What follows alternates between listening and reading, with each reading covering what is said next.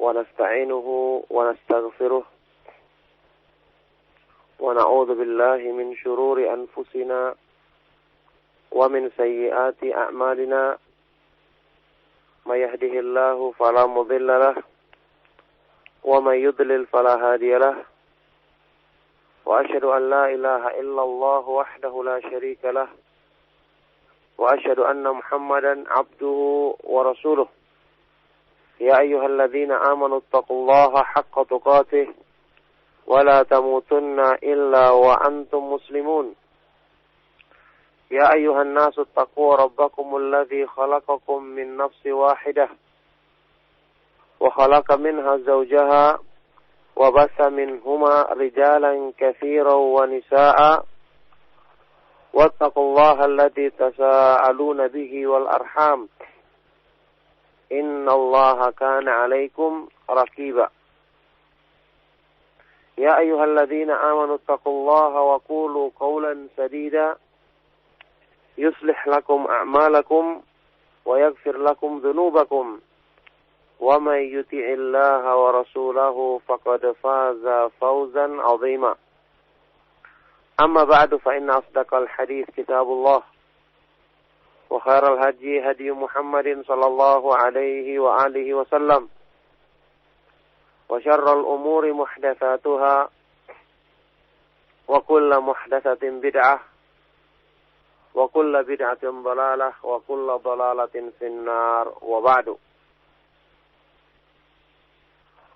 Ma'asyiral muslimin, ma'asyiral ikhwa wal akhwat fid din, para pendengar Radio Raja rahimakumullah. Alhamdulillah, di pagi hari ini kembali kita memuji Allah Subhanahu wa taala dan bersyukur atas semua limpahan nikmat-Nya. Alhamdulillah, selalu dan senantiasa Allah Subhanahu wa taala melimpahkan berbagai macam nikmat-Nya kepada kita semua dengan dimudahkannya bagi kita sebab-sebab untuk mengenal keagungan-Nya, sebab-sebab untuk mensyukuri nikmat-Nya, dengan dimudahkannya kita berbagai macam kebaikan-kebaikan dalam agama-Nya yang kalau kita renungkan, kita hitung satu persatu nikmat tersebut, tentu akan menjadikan diri kita merasa malu karena sekian banyak nikmat yang Allah Subhanahu wa taala anugerahkan kepada kita, sementara rasa syukur kita kepada Allah Subhanahu wa taala sangat sedikit. Kemauan kita untuk beribadah kepadanya, melaksanakan ketaatan kepadanya sebagai perwujudan rasa syukur kepadanya juga sangat lemah. Yang ini menjadikan seorang hamba seharusnya malu di hadapan Allah Subhanahu wa taala karena tidak membalas berbagai macam nikmat-Nya dengan balasan yang wajar. Ma'asyiral ikhwah wal akhwat fid din, azakumullah. Alhamdulillah, kajian-kajian ilmiah yang kita ikuti dalam keseharian kita, ilmu-ilmu yang bermanfaat yang disampaikan oleh para asatidzah al-fudhala, yang mana kita ketahui ini merupakan sebab hidupnya hati kita, sebab bersihnya jiwa kita dari kotoran-kotoran yang menghalangi kita untuk dekat kepada Allah Subhanahu wa taala. Apalagi kajian-kajian yang berhubungan dengan masalah akidah, masalah tauhid dan keimanan, apalagi tentang ilmu yang paling agung dan paling mulia dalam Islam secara mutlak, yaitu pembahasan tentang memahami kemahaindahan nama-nama Allah dan kemahasempurnaan sifat-sifatnya dan perbuatan-perbuatannya.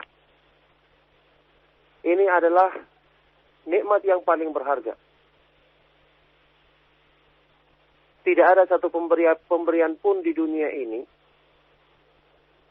yang lebih afdal, lebih utama, lebih bermanfaat bagi hamba melalui melebihi kemudahan yang Allah Subhanahu wa taala berikan kepadanya untuk bisa memahami ilmu-ilmu tersebut.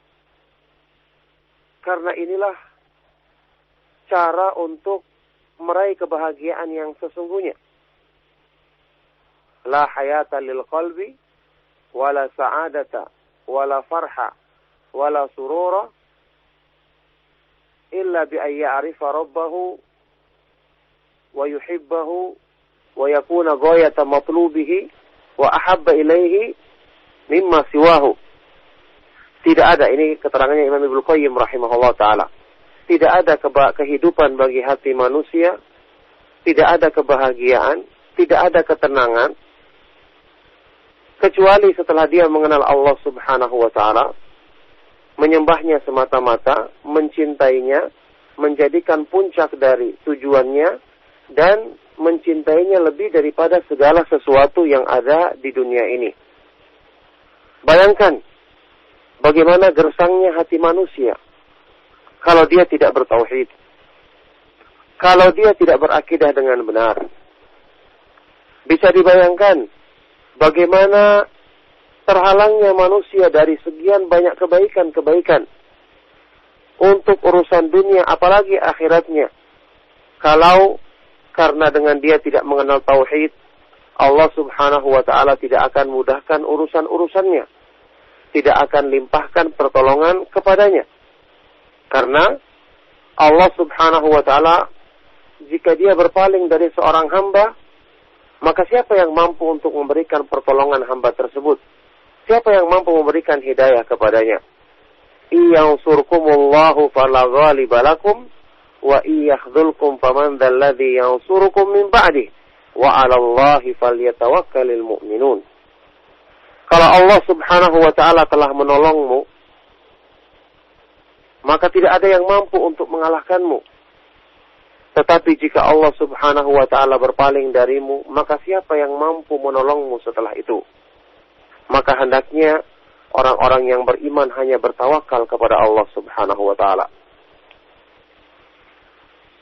Dengan mempelajari akidah yang benar, mempelajari keimanan, maka penghambaan diri yang kita lakukan kepada Allah Subhanahu wa ta'ala banyak yang bisa kita sempurnakan dengan taufiknya. Inilah ilmu. Inilah manfaat mempelajari petunjuk Allah Subhanahu wa ta'ala. Oleh karena itu, seperti yang saya jelaskan tadi, tidak ada, ya ini seperti keterangannya para ulama Ibnu Qayyim, Syekh Abdul Rahman As-Sa'di dan yang lainnya, ya. Ketika Allah Subhanahu wa ta'ala memberikan hidayah kepada seorang hamba untuk mengenal nama-namanya dan sifat-sifatnya, kesempurnaan dan kemahaindahan nama-nama dan sifat-sifatnya, tidak ada satu pemberian pun yang lebih utama, lebih mulia, lebih besar artinya bagi dirinya, melebihi hidayah untuk memahami ilmu yang agung ini.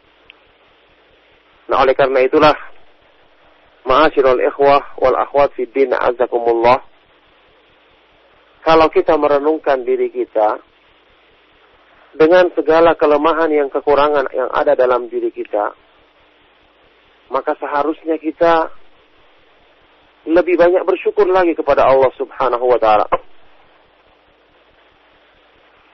Harusnya kita lebih banyak memuji dan mengagungkan nama Allah Subhanahu wa ta'ala dalam kehidupan kita.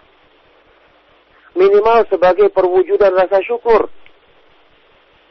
Karena kita dipilih di antara sekian banyak manusia untuk mengenal kemuliaan-kemuliaan yang kebanyakan orang, bahkan orang-orang di sekitar kita, atau bahkan mungkin keluarga kita, yang belum diberikan kemuliaan untuk bisa memahami kebaikan-kebaikan besar dalam agama ini, yang tentu saja seorang hamba yang semakin banyak mendapatkan nikmat Allah Subhanahu wa ta'ala, jika dia merenungi nikmat-nikmat tersebut, dia semakin banyak bersyukur, dia semakin rajin memuji Allah Subhanahu wa taala, melaksanakan ketaatan kepadanya,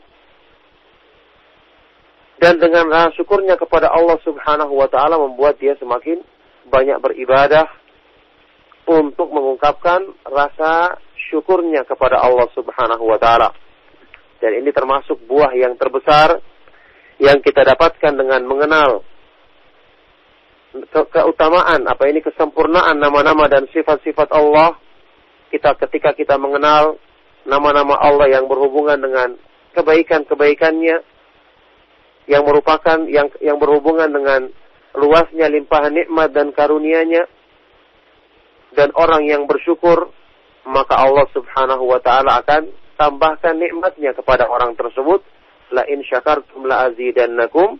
Sungguh jika kamu bersyukur maka aku akan tambahkan nikmatku atasmu. Dan orang yang bersyukur dia akan mendapatkan kebaikan dari ungkapan syukurnya itu untuk dirinya sendiri. Wa man syakara fa innama yashkuru li nafsihi wa man kafara fa inna rabbi ghaniyyun karim. Barang siapa yang bersyukur, maka sungguh dia bersyukur untuk kebaikan dirinya sendiri. Dan barang siapa yang ingkar, barang siapa yang kufur, maka sesungguhnya Rabbku adalah zat yang maha kaya, lagi maha terpuji. Allah Subhanahu wa taala tidak membutuhkan rasa syukur kita, tapi kitalah yang butuh untuk bersyukur kepadanya, karena rasa syukur tersebut, kebaikannya, kemuliaannya adalah kembali untuk diri kita sendiri.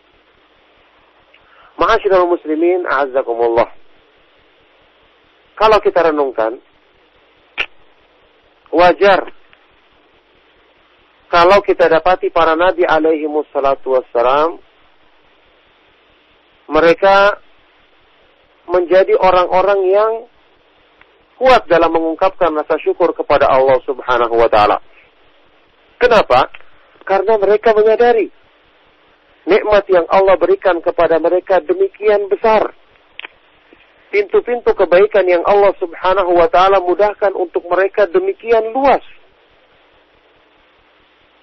Nabi Nuh alaihi salatu wassalam Allah sifati dalam Al-Quran, innahu kana abdan syakura. Sesungguhnya dia adalah hamba yang banyak bersyukur kepada Allah Subhanahu wa taala. Betapa tidak? Sebagai seseorang yang dipilih dengan petunjuk Allah, mengenal keimanan yang benar, mengenal cara beribadah kepada Allah Subhanahu wa taala, coba seorang hamba itu berpikir, membandingkan dirinya dengan manusia-manusia di sekitarnya. Membandingkan manusia-manusia di sekelilingnya. Dibandingkan dengan nikmat yang Allah anugerahkan kepadanya. Dalam nikmat keduniaan, Allah Subhanahu wa taala berikan nikmat yang begitu besar. Nikmat makan, minum, bernafas, dimudahkan sebab-sebab untuk menjaga kelangsungan hidup. Kemudian dilebihkan dirinya dengan nikmat agama, mengenal Islam, mengenal sunnah Nabi sallallahu alaihi wasallam, nikmat untuk bisa talabul ilmi, mendengarkan kajian-kajian yang bermanfaat yang dibawakan oleh para ustadz ahlu sunnah, termasuk yang berperan besar di antaranya adalah mendengarkan radio Rojak. Semoga Allah Subhanahu wa taala menjaga orang-orang yang mengusahakan tersebarnya dakwah ini dalam kebaikan. Ini semua adalah karunia besar. Yang satu saja dari nikmat tersebut sudah mengharuskan kita banyak bersyukur dan melaksanakan ketaatan kepada Allah. Nah, bagaimana kalau kita dapati nikmat tersebut terkumpul dalam diri seseorang hamba secara lengkap dan sempurna? Makanya kita kenal bersama hadis yang sahih dari Nabi sallallahu alaihi wasallam ketika Aisyah radhiyallahu taala anha bertanya kepada beliau, karena Rasulullah sallallahu alaihi wasallam melaksanakan salat malam yang sangat panjang sampai tatafattarat qadamahu, bengkak-bengkak kedua kaki beliau karena lamanya beribadah, lamanya berdiri melaksanakan ibadah kepada Allah. Aisyah radhiyallahu taala anha berkata, "Ya Rasulullah, taf'alu hadza wa qad ghafara Allahu laka ma taqaddama min dhanbika wa ma ta'akhkhar." Ya Rasulullah, engkau melakukan ini padahal Allah Subhanahu wa taala telah mengampuni dosa-dosamu yang lalu maupun yang akan datang. Ya, secara logis ya, logika dengan pikiran kita yang terbatas, dengan kebodohan ilmu dalam diri kita. Kita berpikir, orang kalau sudah diampuni, dijamin masuk surga. Seperti para nabi alaihi wassalatu wassalam, diampuni dosa-dosanya, dijamin masuk surga, harusnya nggak perlu ibadah lagi. Wong sudah dijamin kebaikannya. Seperti para sahabat radhiyallahu taala anhum ajma'in yang dijamin masuk surga dan diberitakan mereka dalam hidupnya bahwa mereka sudah masuk surga, termasuk penghuni surga, termasuk al-asyratul mubasysyirina bil jannah, 10 orang sahabat yang dijamin masuk surga, termasuk Bilal ibnu Abi Rabah, Bilal ibnu Rabah, termasuk sahabat-sahabat yang lainnya, Thabit ibnu Qais ibnu Syammas, dan para sahabat lainnya radhiyallahu taala anhum ajma'in. Kita dapati kenapa mereka justru setelah diberitakan sebagai hamba-hamba yang dijamin masuk surga, rasa syukur mereka kepada Allah Subhanahu wa taala semakin besar, ibadah mereka semakin tekun, yang ternyata apa yang disebutkan dalam pertimbangan logika tadi justru sebaliknya. Terbukti dengan hadis Rasulullah sallallahu alaihi wasallam ini, ketika Aisyah radhiyallahu taala anha bertanya, "Taf'alu hadza, engkau melakukan ini ya Rasulullah, padahal Allah Subhanahu wa taala telah mengampuni dosa-dosamu yang lalu maupun yang akan datang?" Maka apa jawaban Rasulullah sallallahu alaihi wasallam? Beliau bersabda, "Fahalla akunu abdan syakura." Apakah aku tidak ingin menjadi hamba yang banyak bersyukur kepada Allah Subhanahu wa taala?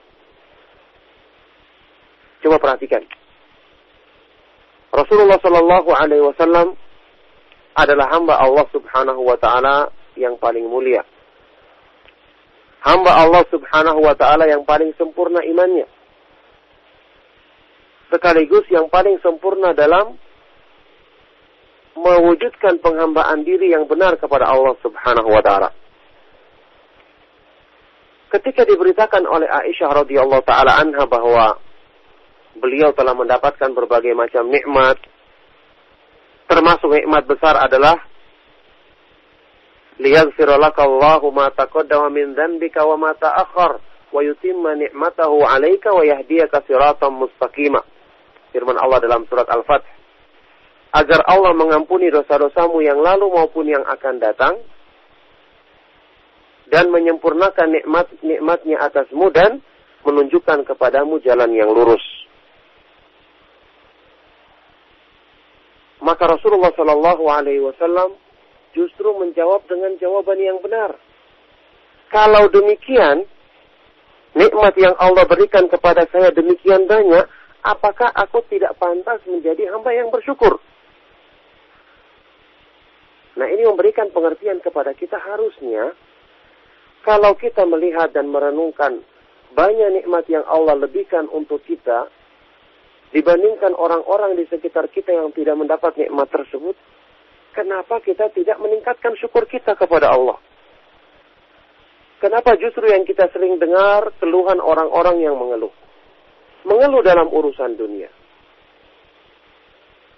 Ada yang mengatakan, kenapa aku sudah mengenal manhaj salaf, belajar akidah yang benar, tetapi kehidupanku, rezekiku selalu diberikan yang seadanya. Kenapa urusan-urusanku banyak yang tidak dimudahkan untuk terselesaikan. Maka kita jawab, subhanallah. Itu ujian yang ringan, ujian yang tidak seberapa dibandingkan dengan nikmat Allah subhanahu wa ta'ala. Anda mengenal manhaj salaf, mengenal akidah yang benar, mengenal jalan ahlus sunnah wal jamaah. Apakah Anda mau diganti misalnya rezeki antum atau rezeki Anda ditambah, diberikan kekayaan yang berlimpah, tapi hidayah untuk mengenal jalan sunnah ini dicabut? Apakah Anda mau seperti itu? Tentu tidak ada yang menginginkannya.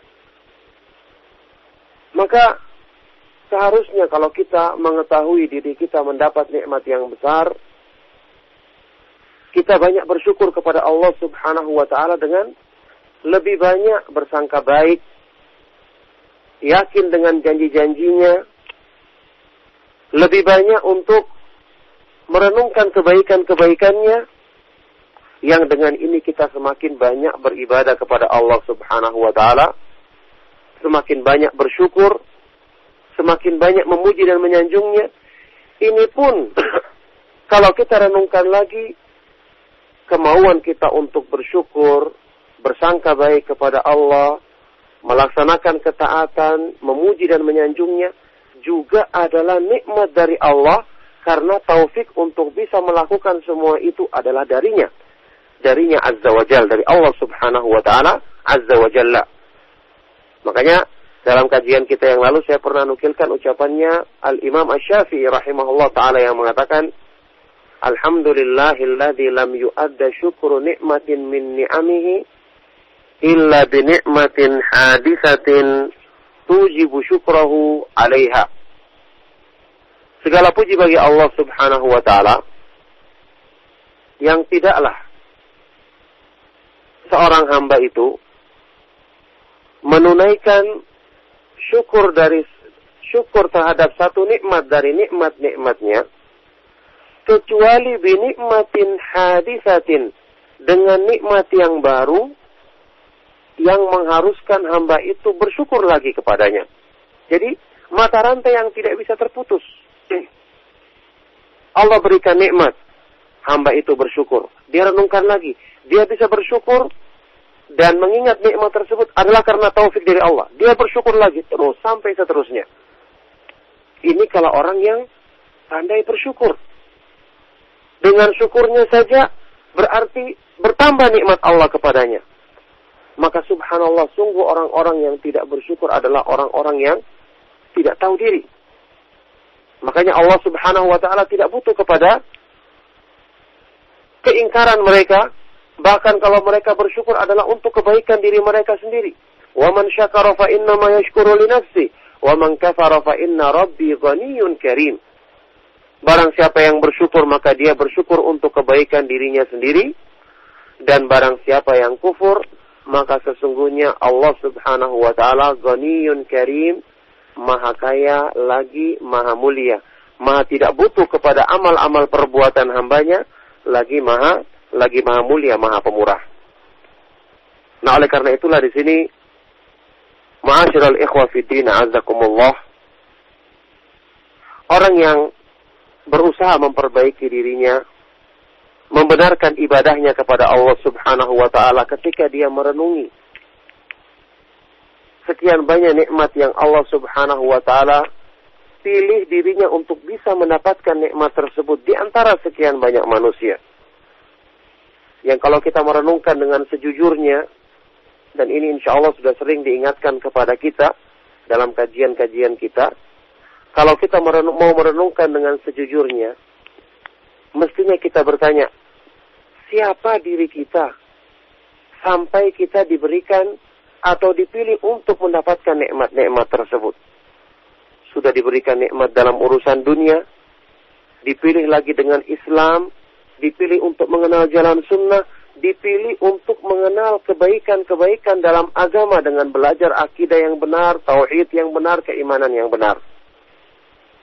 Coba kita renungkan, siapa diri kita, apa kelebihan kita, apa hak yang kita miliki sehingga bisa mendapatkan nikmat tersebut. Maksudnya, Coba kita bandingkan diri kita dengan orang-orang yang hidup di sekitar kita. Keluarga kita, saudara-saudara kita, tetangga kita. Yang hidup di lingkungan kita misalnya.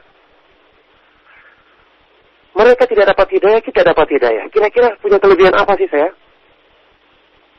Apakah sebelum mengenal akidah yang benar, saya dulu pernah punya jasa yang besar terhadap Islam? Saya pernah memperjuangkan agama ini? Saya termasuk orang yang mungkin selalu merisaukan agama, memikirkan agama? Maka jawabannya, mayoritas kita tidak seperti itu. Biasa-biasa saja. Kita beragama dari dulu juga seadanya. Kalaupun kita melaksanakan ibadah juga ya, ibadah yang pas-pasan. Justru ada beberapa di antara kita yang mungkin dulunya bergelimang dalam maksiat. Bergelimang dalam kemurkaan Allah subhanahu wa ta'ala. Seandainya pada saat itu nyawa kita dicabut. Atau keimanan kita dirusak oleh syaitan. Dan Allah subhanahu wa ta'ala berpaling tidak menolong kita. Apa yang terjadi kira-kira? Subhanallah, dalam kondisi yang kita penuh dengan kekurangan, Allah subhanahu wa ta'ala memilih kita, memuliakan kita, tanpa ada kelebihan yang berarti yang kita miliki. Murni semata-mata karena rahmat dan karunia-Nya. Apakah ini tidak cukup untuk menjadi renungan bagi kita, untuk setidaknya mau bersyukur sedikit saja?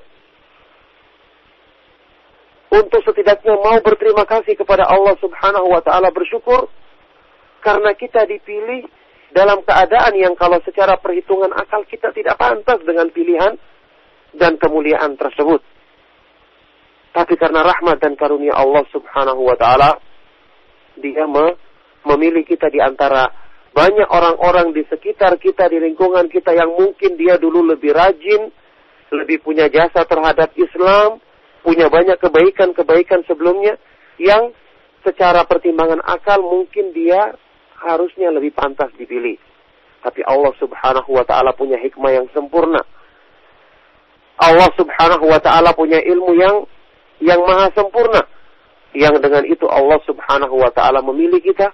Maka ini seharusnya menjadi renungan bagi kita untuk merasa malu terhadap diri kita sendiri. Makanya orang-orang yang beriman, mereka itu harusnya sudah tiba saatnya untuk kembali kepada Allah subhanahu wa ta'ala dengan merenungkan nikmat yang Allah subhanahu wa ta'ala anugerahkan kepadanya, dan tidak perlu menunggu waktu yang lama. Karena jangan sampai Allah subhanahu wa ta'ala ketika dia mengetahui seorang hambanya yang mendapatkan berbagai macam nikmat, kemudian dia tidak bersyukur, tidak mau merubah diri, maka Allah subhanahu wa ta'ala maha kuasa atas segala sesuatu. Dia maha mampu untuk mencabut hidayah tersebut dari hambanya kapan saja dikehendakinya. Bukankah Allah subhanahu wa ta'ala berfirman, wa'lamu anna allaha yahulu bainal mar'i wa qalbi. Allah subhanahu wa ta'ala dialah yang maha mampu menghalangi seseorang dari hatinya. Allah subhanahu wa ta'ala fa'alul lima yurid. Maha berkuasa, maha melakukan, maha berbuat apa yang dikehendakinya. Dan tidak ada seorang pun yang mampu mencegahnya. Dan Allah subhanahu wa ta'ala ketika mengetahui seorang hamba yang diberi berbagai macam nikmat, kemudian dia tidak bersyukur, maka Allah subhanahu wa ta'ala mampu untuk mencabut nikmat tersebut, menjadikan hatinya tertutup dan terkunci. Karena Allah subhanahu wa ta'ala maha mengetahui jika hamba tersebut memang tidak pantas mendapatkan kebaikan darinya. Na'udzubillahi min dzalik. Apakah kita tidak khawatir kemungkinan ini akan menimpa diri kita? Oleh karena itulah, ma'asyiral ikhwa wal akhwat fiddin, a'azakumullah, ketika Allah subhanahu wa ta'ala berfirman dalam Al-Quran, alam ya'ni lilladzina amanu an tahsha'a qulubuhum li dzikrillahi wa ma nazala minal haqq wa la yakunu kalladzina utul kitaba min qablu fatala 'alaihimul amadu faqasat qulubuhum wa katsirun minhum fasiqun.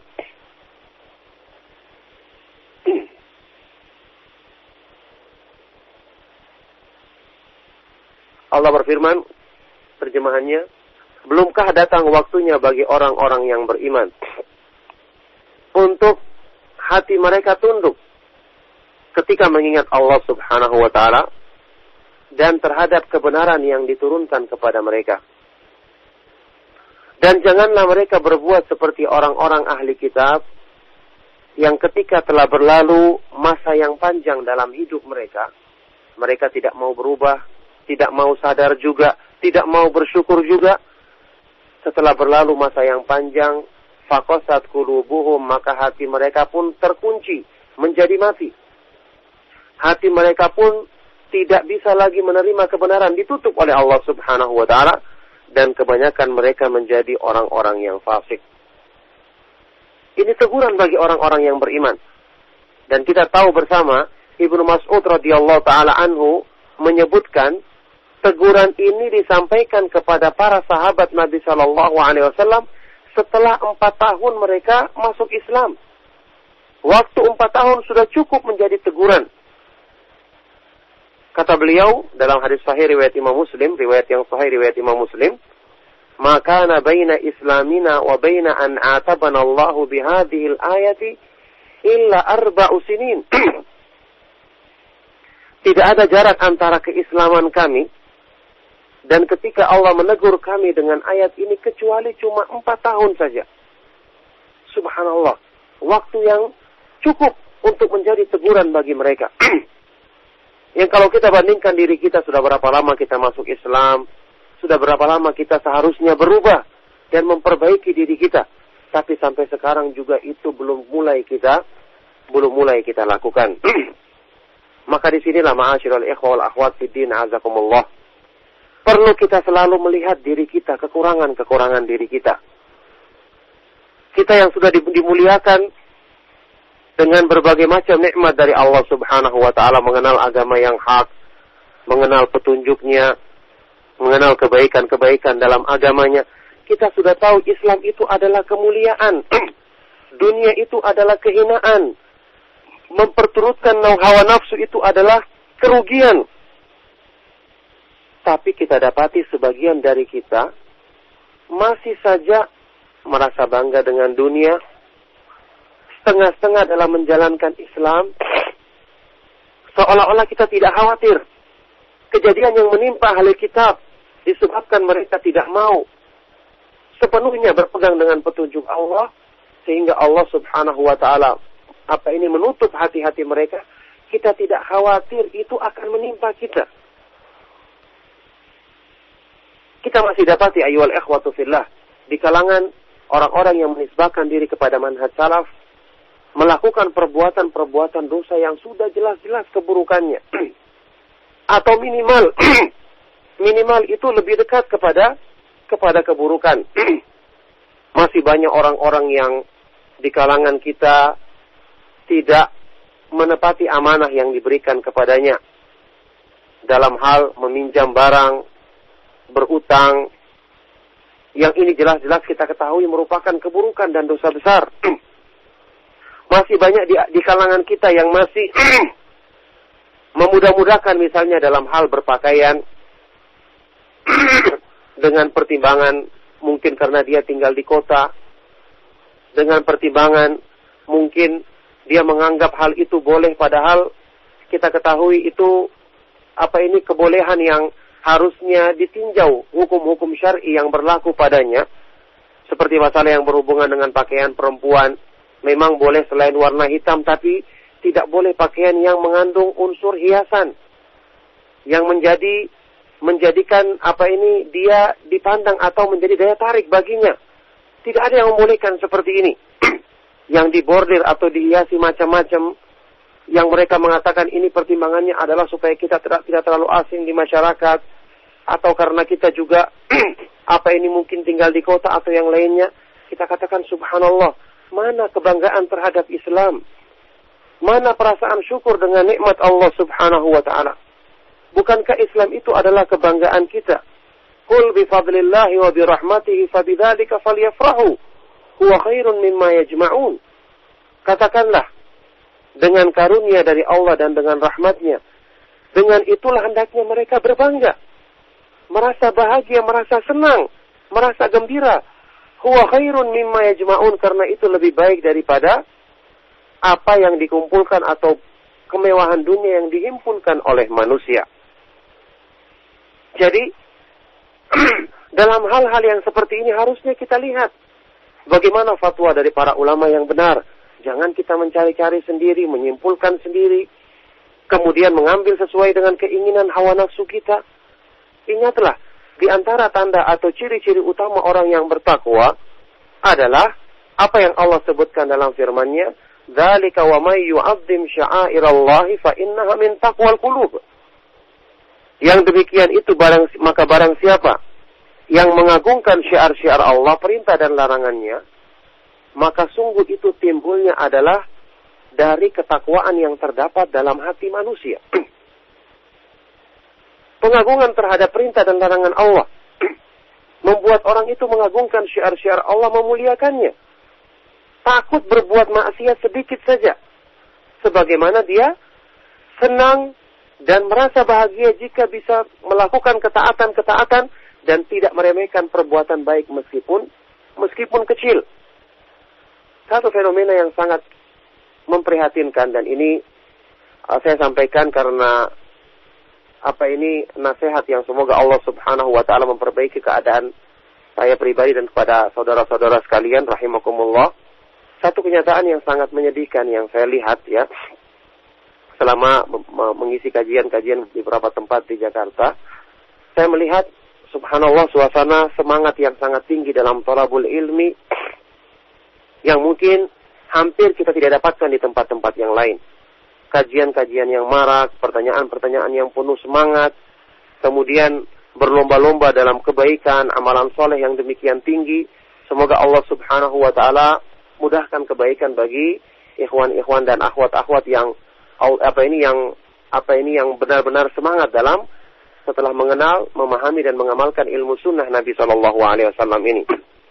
Cuman ada satu fenomena yang cukup menarik yang saya lihat, saya mendapatinya di berbagai tempat, ya, yaitu masalah berpakaian, khususnya bagi akhwat. Ini semoga Allah Subhanahu Wa Taala memudahkan kita senantiasa dimudahkan kebaikan-kebaikan dan disempurnakan keimanan kita. Yaitu apa? Saya melihat fenomena pakaian yang berbagai macam corak, ya, berbagai macam hiasan-hiasan yang saya yakin para ustadz dan para ikhwah kita sering menasihati dalam masalah ini. Tapi anehnya kenapa hal ini demikian marak dan merata terjadi di mana-mana. Pertanyaan saya yang sangat mengherankan sekali. Kalau kita lihat memang tidak mesti pakaian itu warna hitam. Tetapi syaratnya pakaian yang syar'i seperti yang diterangkan para ulama. Syekh Albani bahkan membahasnya khusus di dalam kitabnya Jilbabul Mar'atil Muslimah. Alla yakuna zinatan fi nafsihi. Pakaian tersebut tidak menjadi perhiasan pada dirinya, pada zatnya. Memang tidak harus warna hitam karena hadis-hadis yang sahih menyebutkan tidak mesti pakaian warna hitam. Tapi kalau warnanya terlalu terang, warnanya warna-warna yang cerah, terlalu terang dan menarik perhatian, maka ini jelas sudah merupakan makna perhiasan. Belum lagi kalau dikasihkan bordir-bordir, hiasan-hiasan. Belum lagi kalau kita bahas nanti pakaian tersebut dibeli dengan harga-harga yang berlebihan harganya, yang tentu saja tidak sesuai dengan kebutuhan seseorang. Tentu ini kita akan bedakan pembahasan orang yang baru kenal, baru mulai mengenal manhaj salaf, baru-baru berubah. Ini jelas pembahasannya beda.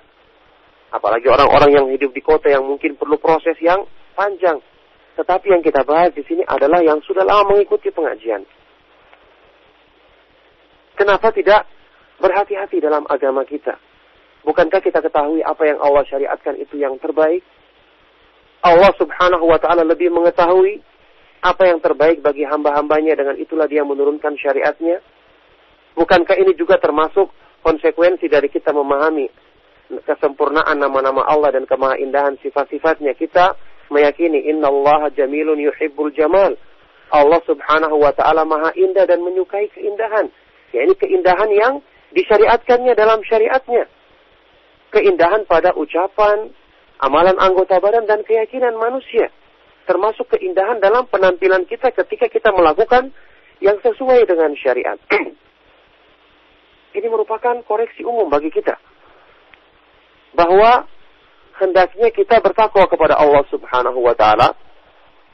Dan hal-hal yang seperti ini kita hilangkan karena berhubungan dengan pengagungan kita terhadap perintah dan larangan Allah. Ingat, kita ketahui perkara yang syubhat saja, yang masih samar-samar saja, Rasulullah SAW merintahkan kepada kita, mengingatkan kepada kita, "Faman ittaqa syubhat faqad istabra li dinihi wa irdihi, wa man waqa'a fi syubhat waqa'a fil haram."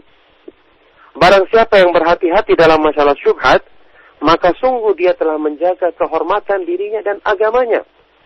Dan barang siapa yang terjerumus ke dalam syubhat, sungguh dia telah terjerumus ke dalam perkara yang diharamkan oleh Allah subhanahu wa ta'ala. Jadi ini kita khawatir. Jangan sampai ini minimal merupakan syubhat yang menyebabkan kita terjerumus ke dalam perkara yang haram. Atau mungkin kita mengetahui keburukannya, tapi kemudian kita bermudah-mudah melakukannya. Padahal kalaupun kita menganggap, ini kesalahan kecil. Subhanallah. Bukankah kesalahan itu bukan dilihat dari kecil atau besarnya, tapi lihat kepada siapa kita berbuat maksiat kepadanya. Zat yang maha besar, yang maha agung, Allah subhanahu wa ta'ala.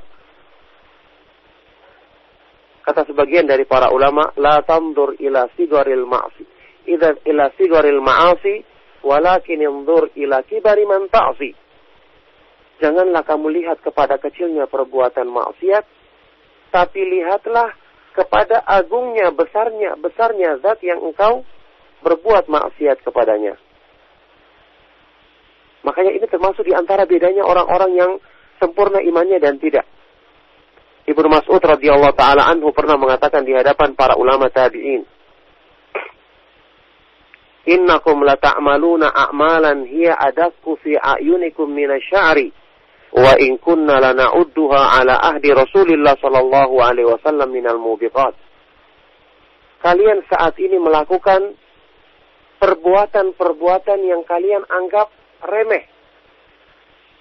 Lebih tipis keburukannya dibandingkan sehelai rambut. Tapi dulu kami menganggapnya di zaman Rasulullah sallallahu alaihi wasallam sebagai perkara-perkara yang membinasakan, yang menghancurkan iman seseorang.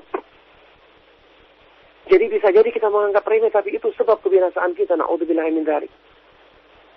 Makanya saya ingatkan bahwa hal-hal yang sekecil seperti ini untuk orang-orang yang sudah mengenal manhaj salaf, sudah mengenal banyak kebaikan, sudah diberi sekian banyak nikmat, itu beda keadaannya dengan orang-orang yang masih belum mengenalnya. Ketika saya bacakan ayat Al-Quran yang saya sebutkan tadi, "Ya ayyuhalladzina amanu stajibu lillahi walirrasuli idza da'akum lima yuhyikum wa'lamu anna Allaha yahulu bainal mar'i wa qalbihi wa annahu ilaihi tuhsyarun." Wahai orang-orang yang beriman, penuhilah seruan Allah dan seruan Rasulnya yang mengajak kamu kepada apa-apa yang membawa kebaikan untuk hidupmu. Dan ketahuilah bahwasanya Allah subhanahu wa ta'ala yang mampu menghalangi seseorang dari hatinya, dan hanya kepadanya lah kalian semua akan dikembalikan. Ayat ini diterangkan oleh Imam Ibnu Qayyim rahimahullah ta'ala. Kenapa setelah menyebutkan tawaran untuk mengikuti seruan Allah dan seruan Rasulnya, Allah memberikan ancaman, ketahuilah bahwasanya Allah subhanahu wa ta'ala mampu menghalangi seseorang dari hatinya. Ini mengandung pengertian bahwa orang yang ketika diajak kembali kepada petunjuk Allah dan petunjuk Rasulnya, kemudian dia terus enggan, terus berpaling, atau merekayasa perintah Allah sesuai dengan keinginan hawa nafsunya, dan Allah maha mengetahui apa yang tersembunyi dalam hatinya, dia tidak mau bersyukur, tidak mau berubah juga, tidak mau bertobat dengan segera kepada Allah, maka Allah subhanahu wa ta'ala maha mengetahui. Dan jika tiba saatnya Allah subhanahu wa ta'ala maha mampu untuk mencabut hidayah dari hatinya, menutup mati atau mengunci hatinya, sehingga setelah itu dia tidak akan bisa menerima dan mengamalkan kebenaran lagi selama-lamanya. Na'udzubillahi min dzalik. Kita khawatir. Alhamdulillah. Hendaknya kita khawatir. Alhamdulillah. Jangan sampai hal tersebut menimpa diri kita. Jangan sampai Allah subhanahu wa ta'ala murka dan melihat kita tidak mau merubah diri, tidak mau merasa bangga dan merasa bahagia ketika menjalankan petunjuknya. Kita justru lebih bangga dengan mengikuti hawa nafsu kita, mempertahankan kebiasaan-kebiasaan buruk kita, yang sudah kita ketahui ini bukan pengamalan agama yang benar. Ada orang-orang yang memang dia itu kelihatan berislam, tapi mencari-cari yang sesuai dengan keinginannya dalam Islam. Dan Allah maha mengetahui hal ini. Lihatlah bagaimana makna firman Allah subhanahu wa ta'ala. Wa minan nasi may ya'budullaha ala harfin, fa in asabahu khairun yatma'anna bihi, wa in asabathu fitnatun inqalaba ala wajhihi, khasira ad-dunya wal akhirata, dzalika huwal khusranul mubin. Dan di antara manusia ada orang-orang yang dia itu beribadah kepada Allah. Ada orang-orang yang dia itu masuk Islam dengan berdiri di tepi, tidak sepenuhnya. Dia melihat-lihat apa yang dia rasa diuntungkan, baru diikutinya. Kalau dia merasa mendapat kebaikan, sesuatu yang sesuai keinginannya, maka diikutinya Islam. Tapi kalau dia mendapatkan sesuatu yang tidak sesuai dengan keinginannya, dia pun berpaling ke belakang, meninggalkan Islam. Orang ini adalah orang yang rugi di dunia dan di akhirat, dan itulah kerugian yang sesungguhnya, kerugian yang nyata. Jadi Allah maha mengetahui. Ketika seseorang itu kelihatan menjalankan Islam, hanya mencari-cari yang sesuai dengan kesenangannya, kalau yang tidak sesuai dengan kesenangannya direkayasa, maka berarti orang ini adalah orang-orang yang sebenarnya masih menjadi budak dari hawa nafsunya. Dan sungguh menjadi budak hawa nafsu dengan tidak mau merubah kebiasaan-kebiasaan buruk kita, ini merupakan malapetaka yang sesungguhnya, yang menjadikan seorang hamba tertutup hatinya dari dekat kepada Allah subhanahu wa ta'ala, karena selalu terhalang oleh hawa nafsunya. Na'udzubillahi min dzalik. Makanya inilah belenggu yang sesungguhnya, inilah penjara yang sebenarnya pada diri seorang hamba, yang harus dilawannya dan harus dihilangkan dari dirinya. Kita kenal atau kita ingat kembali ucapan yang masyhur dari Syekhul Islam Ibnu Taimiyah rahimahullah ta'ala, ketika beliau mengatakan, Al-mahbusu man hubisa qalbuhu an rabbih, wal ma'suru man asirahu hawahu. Orang-orang yang terpenjara adalah orang-orang yang terhalangi hatinya dari dekat kepada Allah subhanahu wa ta'ala. Dan orang-orang yang terbelenggu, tertawan, adalah orang-orang yang ditawan atau dibelenggu oleh hawa nafsunya.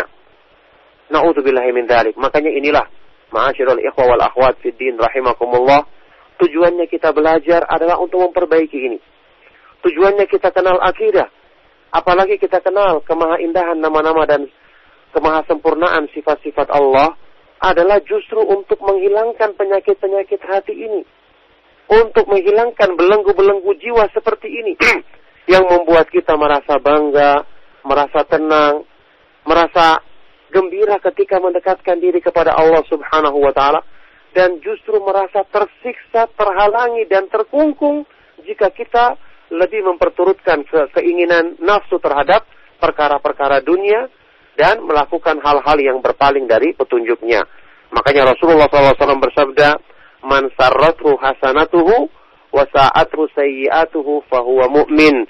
Barang siapa yang merasa gembira, senang ketika melakukan kebaikan, dan merasa dirinya buruk, merasa dirinya sempit ketika melakukan keburukan, maka sungguh dia adalah orang yang beriman, sungguh dia adalah orang-orang yang merasa bahagia dengan keimanannya. Maka, ma'asyiral ikhwa wal akhwat fid din rahimakumullah, inilah nasihat yang semoga bermanfaat bagi kita semua. Demi Allah, dan demi Allah, saya secara pribadi tidak bermaksud menyinggung perorangan atau kelompok pengajian tertentu, atau orang-orang tertentu karena masalah pribadi. Tapi demi Allah saya katakan, karena saya melihat semangat ikhwan dan akhwat sekalian yang dalam melaksanakan pengajian, berpegang kepada sunnah, menghadiri kajian-kajian sunnah, berusaha berbuat kebaikan demikian besar, maka saya cuma ingin memberi nasihat kepada diri saya sendiri dan kepada kita semua untuk marilah kita sempurnakan kebaikan dalam diri kita.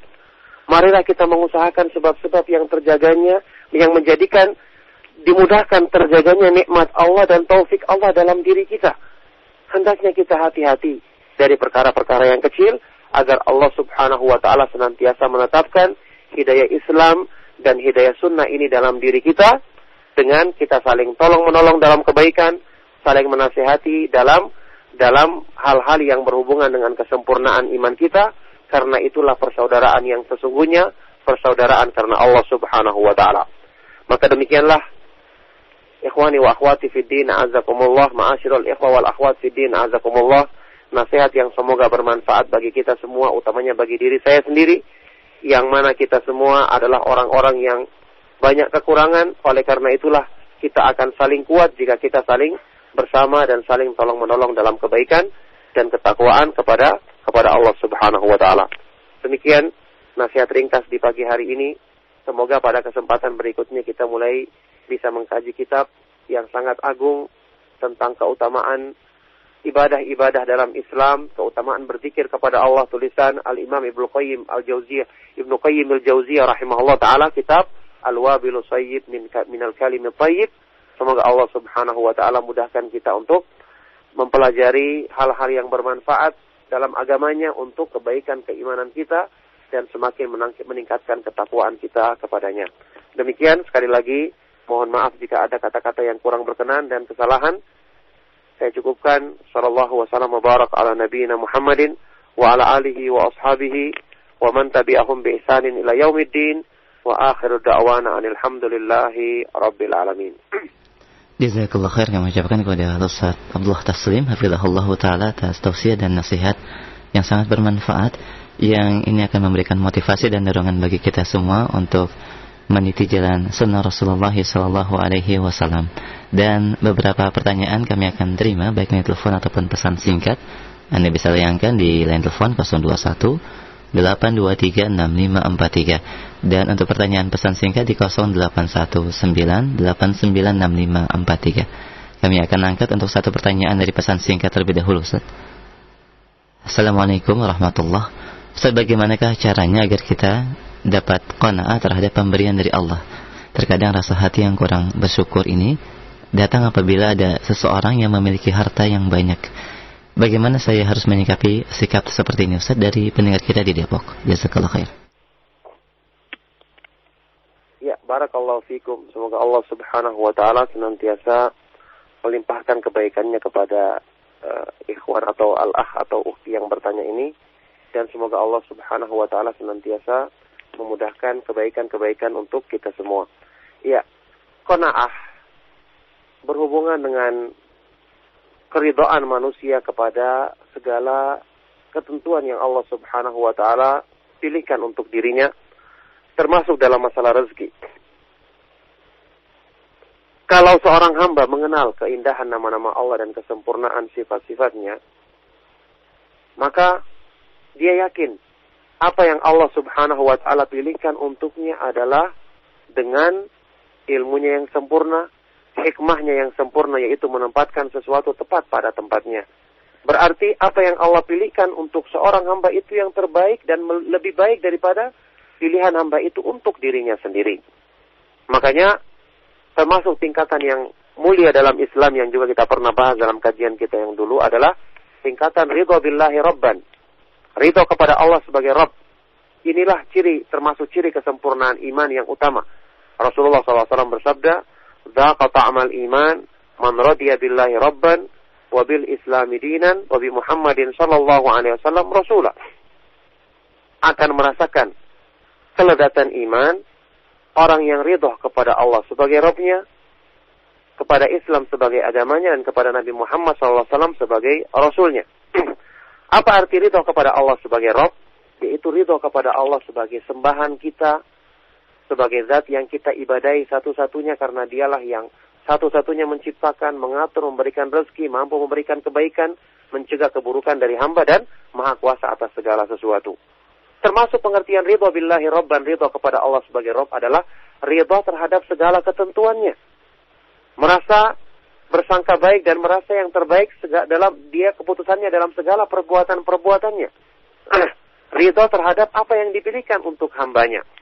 Karena orang yang dipilih, dia misalnya mendapatkan rezeki yang secukupnya, hendaknya dia mengetahui, yakin, ini adalah untuk kebaikan dirinya. Seandainya Allah lapangkan rezekinya, mungkin dia akan tersesat, mungkin dia tidak akan kenal agama yang benar, mungkin dia tidak mampu bersyukur. Sebagaimana banyak orang-orang yang kita ketahui mendapatkan harta yang berlebih, tapi mereka berpaling dari petunjuk Allah, berpaling dari banyak kebaikan-kebaikan dalam Islam. Makanya kita bersyukur, Allah memilihkan untuk kita keadaan yang Dia Maha mengetahui itu adalah untuk kebaikan kita, dan dengannya kita mampu menegakkan keimanan kita. Makanya orang yang merenungkan nikmat Islam, kemudian nikmat iman, maka sungguh ini merupakan keberuntungan besar baginya. Hadis yang terkenal dalam Sahih Muslim, Rasulullah SAW bersabda, apa ini? Qad aflaha man aslama wa ruziqa kafafan wa qanna'ahu Allahu bima atah.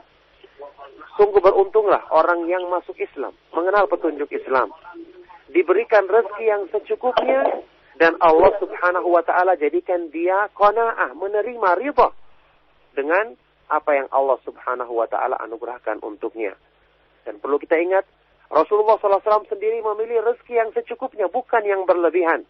Dalam hadis yang sahih beliau berdoa, Allahumma ja'al rizqa ali Muhammadin sallallahu alaihi wasallam qutan. Ya Allah, jadikanlah rezeki yang engkau berikan kepada keluarganya Nabi sallallahu alaihi wasallam adalah rezeki yang qutan, secukupnya. Artinya kata para ulama, tidak lebih dan tidak kurang. Apakah kita tidak ridho dengan sesuatu yang menjadikan ridho Rasulullah sallallahu alaihi wasallam? Maka ketahuilah, qanaah inilah kekayaan yang sesungguhnya. Karena kekayaan itu adalah rasa puas yang terdapat dalam hati dengan segala pemberian Allah. Kita ketahui makna sabda Nabi SAW dalam hadis yang hasan riwayat Tirmidzi, "Warda bima qasamallahu lak takun agnan nas." Ridhalah dengan pembagian yang Allah berikan untukmu, maka kamu akan menjadi orang yang paling kaya di antara manusia. Semoga Allah Subhanahu wa taala mudahkan kita untuk meraih kebaikan tersebut. Nah. Baik, jazakallah khair atas penjelasan dan tausiahnya. Kami akan angkat kembali pertanyaan berikutnya dari pendengar kita, Ibu Nur di Kendari. Silakan, Ibu. Assalamualaikum, Ustaz. Assalamualaikum. Barakallahu fiik, Ustaz. Wa fiik barakallah, ya.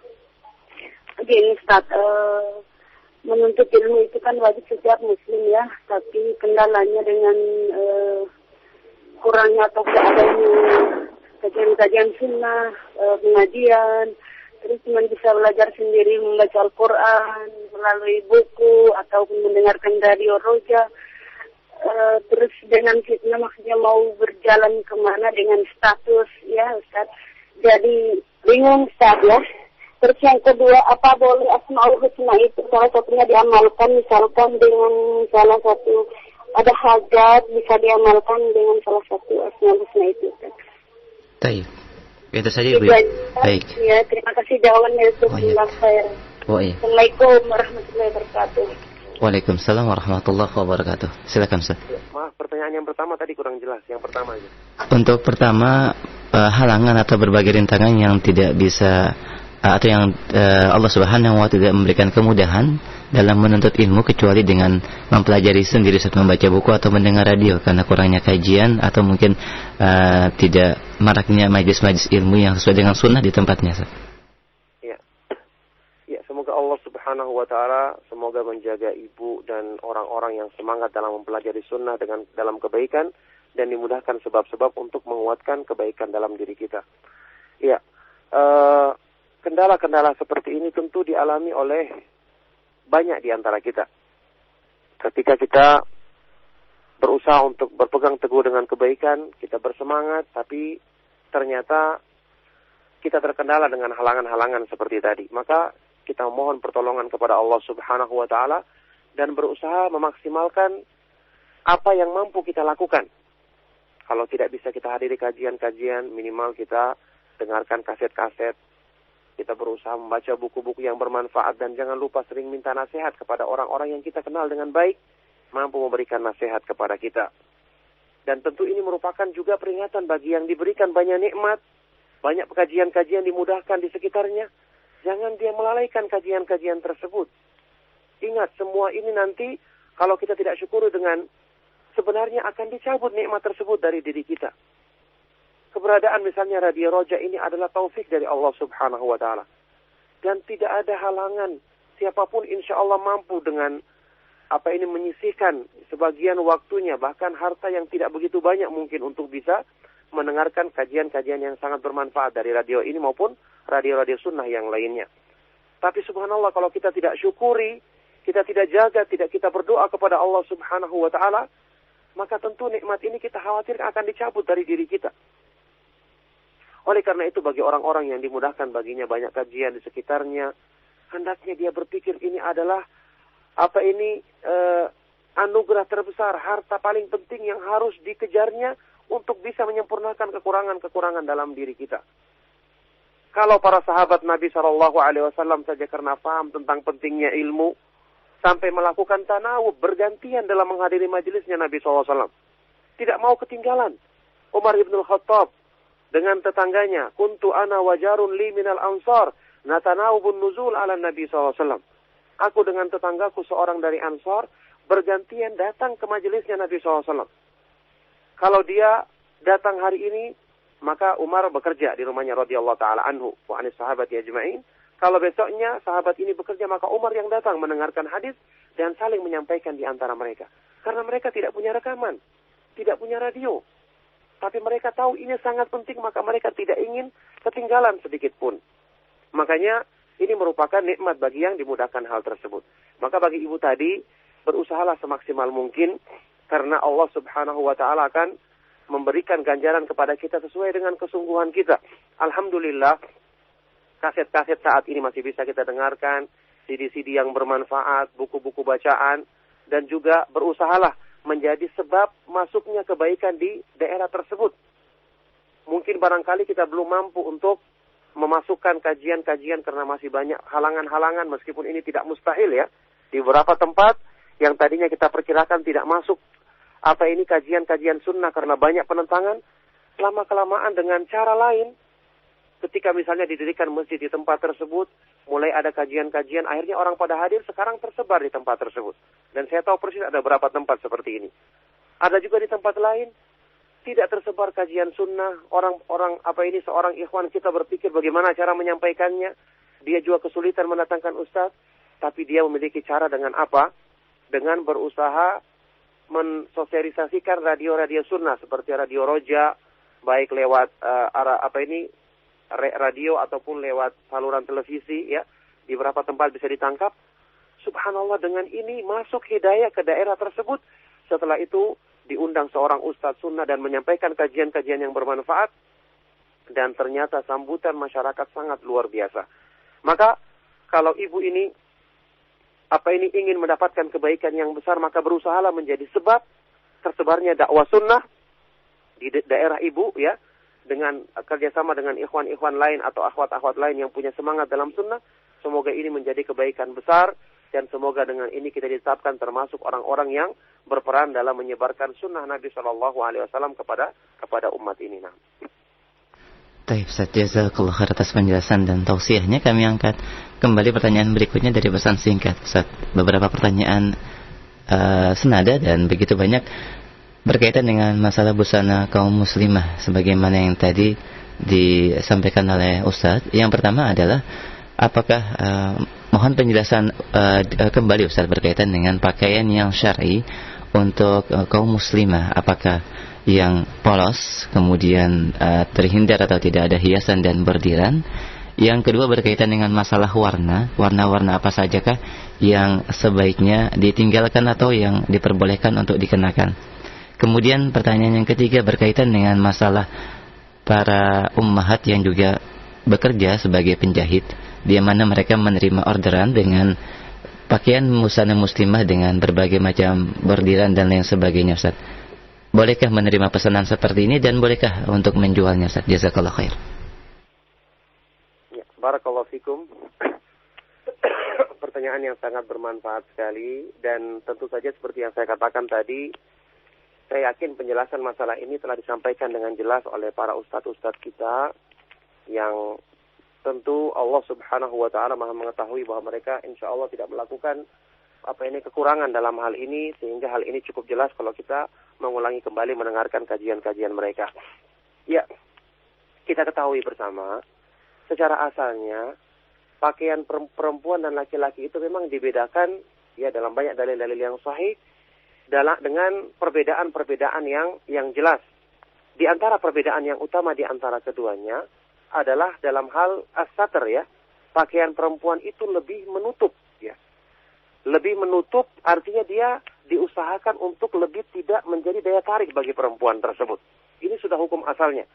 Sampai sebagian dari para ulama saja misalnya waktu ditanya tentang masalah bagaimana untuk pakaian-pakaian yang membedakan saat ini pakaian yang menyerupai laki-laki bagi perempuan dan pakaian laki-laki menyerupai perempuan, karena kita ketahui menyerupai laki-laki itu dilarang ya, ada hadisnya dilaknat gitu ya, la'ana Rasulullah SAW al-mutasyabbihina minar rijali bin nisa wal mutasyabbihati minan nisa'i bir rijal. Rasulullah SAW melaknat laki-laki yang menyerupai perempuan dan perempuan yang menyerupai laki-laki, termasuk dalam hal pakaian. Waktu itu mereka menjelaskan kaidahnya untuk memisahkan pakaian-pakaian yang mirip seperti ini adalah satu, yaitu apa? Di antaranya adalah pakaian perempuan itu tujuannya adalah untuk menutupi mereka. Menutupi mereka. Jadi terkesan itu harus menutupi, tidak menjadi pakaian yang seolah-olah semakin menampakkan mereka, menampilkan mereka atau membuat menjadi daya tarik bagi mereka. Nah, adapun kembali kepada pertanyaan tadi, misalnya pertama masalah warna pakaian. Tidak harus pakaian itu warna hitam. Meskipun warna hitam termasuk pakaian yang menutupi, iya kan? Warna lain pun boleh, selama tidak mencolok dan tidak terkesan terlalu terang, sehingga menjadi daya tarik ketika wanita itu dipandang, misalnya. Maka pakaian-pakaian yang berwarna lain pun kayak biru, misalnya, atau coklat, yang jelas warnanya kita mengetahui dengan ketakwaan kita, ya penilaian ilmu kita bahwa itu tidak menjadi daya tarik, kita lakukan. Kalau ragu-ragu, ya seperti tadi, tinggalkan yang syubhat, kembali kepada yang jelas, ya kan? Dan ini untuk keselamatan agama kita. Faqad istabra al-dinihi wa irdihi. Orang yang meninggalkan perkara yang ragu-ragu, dia telah menjaga kehormatan diri dan agamanya, kan begitu. Adapun masalah bordir atau hiasan-hiasan renda-renda, silakan dipakai. Tapi nanti ditutup ketika kita keluar rumah. Kan bisa dipakai dalam pakaian kita, mungkin ditaruh di lengan atau di dada, di bagian daerah-daerah yang bisa ditutupi dengan jilbab luar yang tidak pakai bordir. Alhamdulillah selamat kita.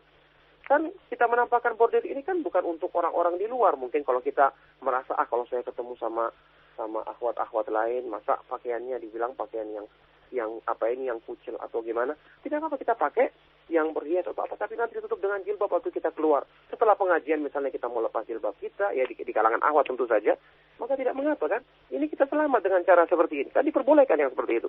Yang jadi masalah kalau renda-renda tadi kita tampakkan, kita di luar, kelihatan dan seterusnya, maka yang terjadi itu jelas merupakan perhiasan.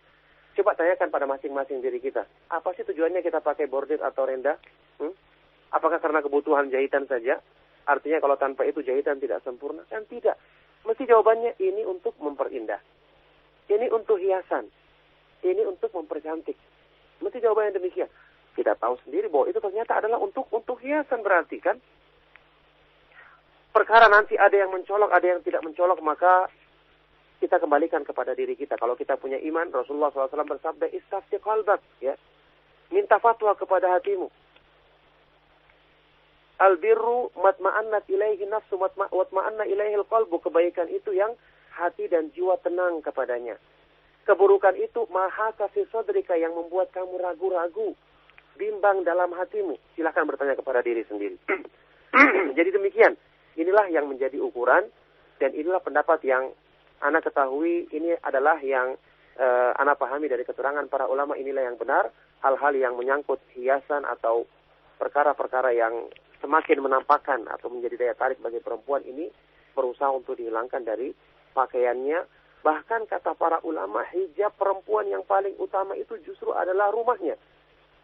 Justru adalah rumahnya, disyariatkannya hijab yang kita katakan dengan jilbab saat ini. Ketika keluar rumah itu ketika karena mereka berhajat, keluar rumah ada kebutuhan, maka dia memakai pakaian tersebut. Maka tentu saja ini kita kembalikan permasalahan tersebut dengan keterangan-keterangan dari para ulama kita.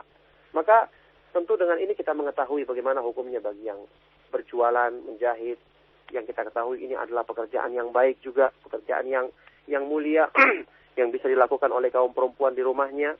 Tapi tolonglah perhatikan kaidah-kaidah ini. Mungkin ketika seorang yang memesan itu orang yang baru kenal, ya, orang yang baru-baru ngaji, tidak mengapa karena dia masih bertahap, ya. Atau misalnya kita mengetahui ada orang yang memesannya, kita ingatkan sama dia bahwa ini yang benar, kalau kita pakai yang seperti ini, nanti ditutupi jilbab yang besar dari luar, maka tidak mengapa. Semoga Allah Subhanahu wa Ta'ala memudahkan kebaikan untuk kita. Tapi kalau kita tahu orang-orang yang memakainya menyalahgunakannya dengan tidak benar, maka kita tegur. Kalau mereka tidak mau ditegur, ya maka itu adalah dosa dan tanggung jawab mereka sendiri. Semoga Allah Subhanahu wa Ta'ala mudahkan kita untuk berpegang teguh dengan petunjuknya. Ya. Jazakallah khair Ustaz atas penjelasannya, dan ini merupakan jawaban untuk pertanyaan seperti dari Ummu Fawaz, Ummu Nurul Cimangis, dan Ummu Amatullah di Jogja. Demikian juga Ummu Usman. Jazakallahu khair. Kami angkat pertanyaan kembali Ustaz dari pesan singkat dari pendengar kita yang cukup jauh, dari Ibu Anita di Nagoya, Jepang. Assalamualaikum warahmatullahi wabarakatuh. Ustaz, Anda ingin menanyakan, tadi Ustaz menjelaskan atau mengatakan ada orang yang hanya berada di tepi-tepi, melihat apakah ada keuntungan baginya. Yang saya ingin tanyakan, jika kita mengingatkan seseorang untuk tidak malas beribadah dengan mengatakan, apakah kamu tidak bersyukur karena selama ini Allah selalu mengabulkan semua yang kamu minta selama ini? Mengapa kamu bermalas-malas? Sebenarnya bagaimana cara menghadapi orang yang malas semacam ini, Ustaz? Jazakallah khair. Iya, alhamdulillah. Jazakillah khair atau jazakallah khair atas pertanyaan antum yang sangat bermanfaat. Semoga Allah Subhanahu wa Ta'ala menjaga antum dan saudara-saudara kita di tempat antum berada dan kaum muslimin yang lainnya. Nasihat yang disampaikan tadi benar dan baik. Kita ingatkan dia akan nikmat Allah. Kita ingatkan dia bahwasanya anugerah yang Allah berikan kepadanya demikian besar, yang dengan itu harusnya dia bersyukur dan tidak bermalas-malasan. Ya, menghadapi orang yang malas memang tentu saja ini merupakan ladang dakwah bagi kita, ya. Kita memang kadang-kadang jengkel, kadang-kadang merasa kecewa dengan sikap-sikapnya, tapi kalau kita ingat bahwa apa yang kita ucapkan, nasihat yang kita sampaikan tidak sia-sia, ya, karena Allah tidak menyia-nyiakan pahala orang yang berbuat kebaikan. La yudhi'u ajral muhsinin. Allah tidak menyia-nyiakan pahala orang yang berbuat kebaikan. Kalau kita ingat setiap kali kita menyampaikan nasihat itu adalah kebaikan yang dicatat, ya, akan mendapatkan balasan di sisi Allah. Bahkan ini adalah pekerjaannya para nabi alaihi wassalatu wassalam yang mengajak manusia ke jalan Allah. Nasihat-nasihat tersebut disampaikan, mungkin bisa jadi dengan sebab ini satu saat dia akan terketuk hatinya, atau minimal akan menetap dalam dirinya, sehingga satu saat ketika dia pun mendapat hidayah dari orang lain, dia akan teringat akan diri kita, dan kita pun akan berperan dalam membuat menjadi sebab dia mendapatkan hidayah dari Allah Subhanahu wa Ta'ala. Maka teruslah bersabar, gunakanlah cara-cara yang disyariatkan. Kalau nasihat kita mungkin tidak didengar, maka gunakan dengan cara hadiahkan buku, tulisan, atau kaset-kaset rekaman atau CD yang bermanfaat untuk dia bisa kembali ke jalan Allah Subhanahu wa Ta'ala dan meninggalkan kemalasannya. Semoga Allah Subhanahu wa Ta'ala mudahkan kebaikan itu bagi kita semua. Baik, jazakallah khair atas nasihatnya Ustaz. Ada satu pertanyaan kembali dari telepon, kita angkat dari pendengar kita di Cikarang. Silahkan Bapak. Assalamualaikum warahmatullahi wabarakatuh, Ustaz. Assalamualaikum. Barakallahu Ustaz. Ana tanya tentang keistimewaan di bulan Rajab, Ustaz. Sementara di masjid-masjid dekat Ana ini banyak dibahas hadis-hadis yang agak nyeleneh gitu, Ustaz. Jadi Ana mau berdakwah kepada masyarakat di sini kebingungan karena belum menerima manhaj salaf gitu. Jadi bagaimana cara Ana untuk menjelaskan kepada saudara-saudara Ana di sini biar enggak terkontaminasi dengan pemahaman yang nyeleneh begitu, Ustaz. Demikian saja. Assalamualaikum warahmatullahi wabarakatuh. Waalaikumsalam warahmatullahi wabarakatuh. Ana nggak dengar pertanyaannya apa. Mohon maaf, sudah ada pertanyaan pendengar kita dari Cikarang. Beliau bertanya, tentang keistimewaannya yang terdapat di bulan Rajab ini, di mana di masjid atau di musala beliau disampaikan berbagai hal-hal yang menurut beliau adalah perkara-perkara yang nyeleneh atau tidak sesuai dengan sunnah. Sedangkan bapak kita berupaya dan berusaha untuk mendakwahkan keluarganya meniti jalan manhajus salaf. Dan mohon kiat-kiat dan sarannya, Ustaz, karena pemahaman yang kami dapatkan di keluarga atau di masyarakat sekitar sangat bertentangan dengan manhajus salaf. Jazakallahu khair. Ya, banyak keutamaan yang disampaikan tentang bulan Rajab. Kita ketahui itu disebutkan dalam hadis-hadis yang lemah. Ya, saya sendiri tidak mengetahui satu amalan khusus ya yang berhubungan dengan bulan Rajab yang disebutkan dalam hadis yang sahih. Maka apa yang sering tersebar atau di SMS ini perlu kita hati-hati karena banyak tidak dinukil dengan keterangan yang jelas dari para ulama siapa yang menyebutkannya, cuma sekedar nukilan-nukilan dari mulut ke mulut yang kadang-kadang sebagian kita ikut menyebarkannya.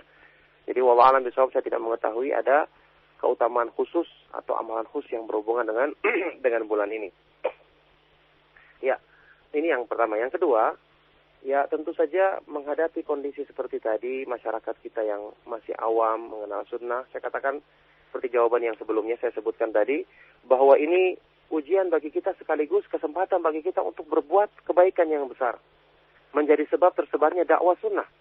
Dengan doa kita, usaha-usaha yang kita lakukan seperti yang saya terangkan tadi, banyak sebab yang bisa kita usahakan, menyebarkan buku-buku, mendekati perorangan, atau mungkin memudahkan untuk mensosialisasikan saluran-saluran radio sunnah yang mungkin bisa dijangkau di daerah kita, baik itu lewat radio atau mungkin lewat channel di televisi, maka ini tentu akan bermanfaat sekali untuk menjadi sebab tersebarnya dakwah tersebut. Kalau mereka tidak mau dengar lewat ucapan kita langsung, maka mereka nanti mungkin bisa mendengarnya ketika dalam keadaan santai di rumah, yang dengan sebab ini akan memudahkan hidayah dari Allah Subhanahu wa taala, dan semoga Allah Subhanahu wa taala memberikan balasan yang baik dan sebesar-besarnya bagi orang-orang yang bersemangat untuk menjadi sebab tersebarnya dakwah sunnah di lingkungan mereka. Ya, afwan akhi, ada kajiannya. Baik, jazakallahu khair, Ustaz. Mungkin ini pertanyaan terakhir dari kita dan mungkin satu kesimpulan akhir, tafadhol, Ustaz. Barakallahu fikum. Jadi sebagai kesimpulan ya, bahwasanya ilmu yang kita pelajari, kajian-kajian yang kita ikuti, apalagi kajian-kajian yang berisi permasalahan-permasalahan akidah, tujuannya adalah untuk semakin membuat kita takut kepada Allah, semakin membuat kita selalu bersangka baik kepadanya, selalu bersyukur kepadanya, dan harusnya ini sudah menjadi sebab yang besar untuk merubah diri kita. Semakin lama kita mengaji, semakin banyak kebaikan-kebaikan yang kita usahakan dalam diri kita. Saya ingatkan kembali ucapannya Sufyan Ats-Tsauri yang pernah mengatakan, innama yuta'allamul ilmu li'annahu yuttaqallahu bihi wa innama fuddilal ilmu ala ghairihi li'annahu yuttaqallahu bihi. Hanyalah ilmu itu dipelajari karena dengannya seseorang mencapai ketakwaan, meraih ketakwaan, dan hanyalah ilmu itu dijadikan lebih utama dibandingkan yang lainnya karena dengan ilmu itulah seorang meraih ketakwaan kepada Allah Subhanahu wa taala. Maka demikian, semoga Allah Subhanahu wa taala memudahkan kita mendapatkan ilmu yang bermanfaat dan menghasilkan amalan soleh. Saya cukupkan. Sallallahu wasallam wa barak ala nabiyina Muhammadin wa ala alihi wa ashabihi wa man tabi'ahum bi ihsan ila yaumiddin. Walhamdulillahi rabbil alamin. Subhanakallahumma wa bihamdika asyhadu an la ilaha illa anta astaghfiruka wa atubu ilaik.